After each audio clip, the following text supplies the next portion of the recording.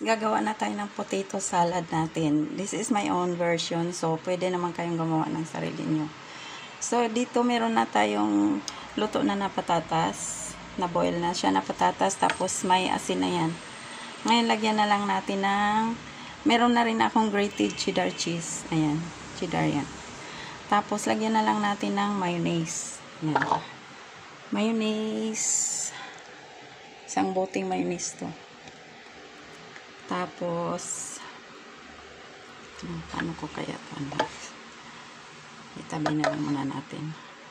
Tapos, meron tayong chopped eggs. Ayan, 8 pirasong egg yan, guys. Malalaki. Yung brown eggs. Brown eggs. Kasi ang kakain ito mga seniors. So, ito yung ambag natin doon sa potluck nila. Nagustuhan nila yung recipe na to. Tapos meron tayong drained na pickle relish. Yan. Ram pickle relish. Magandang timpla ng ram, guys. Hindi sa biro. Tapos meron akong pasas or raisins. Hinugasan na yan, guys. Hugasan nyo pag gumamit kayo ng raisins kasi minsan maraming parang bato-bato na maliliit. Tapos ito, guys, celery. Yan. Tinadtad na celery. Hindi ko na tinanggalan niya ng yung parang fiber niya, guys. Kasi nababawasan ng bango pag tinanggalan mo ng ganun. Yun yung effect niya pag kinuhaan mo yung parang hibla-hibla na puti.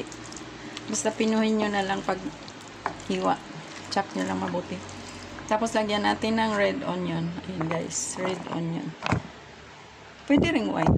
Pero kami kasi alam mo, maraming Pilipino mas gusto ang red kaysa sa white. Pag American, gusto ng white. Kasi ayaw nila ng ayaw nila ng alam mo yun, sobrang maamoy. Tayo wala naman tayong kaarte-arte. Tapos, chopped bacon. So, kalahati lang ihalo ko dyan, guys, kasi pantaping natin yung iba.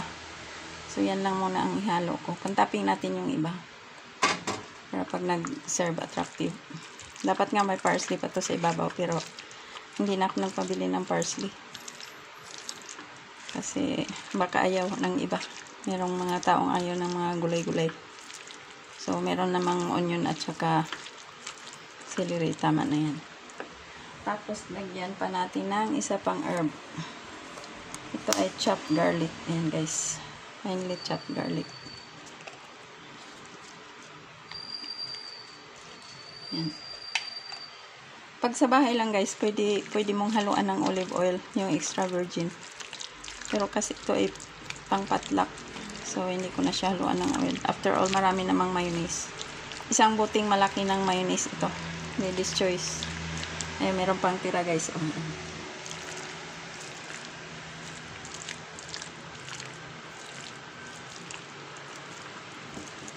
So, haluan nyo lang mabuti, guys. Pag kayong gumawa, kailangan evenly distributed lahat ng ingredients. Tapos, i-refrigerate nyo ng 3 hours bago nyo i-serve. Ito may pa pala, guys. Dagdagan ko pa ng black pepper. Yan. Pamintang durog. Hindi natin damihan, baka maanghang. Tapos, konti lang na asin. Kasi, may asin na yung patatas natin. Yan. Tapos, konting black sugar. Black sugar tuloy. Sorry. Brown sugar. Brown na lang lagay ko, guys. Kasi yung puti nandoon sa dulo. So, konti lang. Kasi mga seniors ang kakain. Konti lang na brown sugar. Pang lang. Pang balance sa sourness ng pickles. Pero yung pickles naman ay sweet pickle relish. Pero, andyan pa rin nangingibabaw yung asim niya. At saka, meron pa tayong hindi na idagdag, guys. Yung ating lemon. Yan. Pampahaba ng buhay ng salad. Lemon. Yan. Pang-balance din yan siya. Kontra umay. So, that's it, guys. Thank you so much for watching. Mamaya pakita ko sa inyo ang finished product nito, guys. Thank you so much for watching. I love you. Sana mag-subscribe kayo.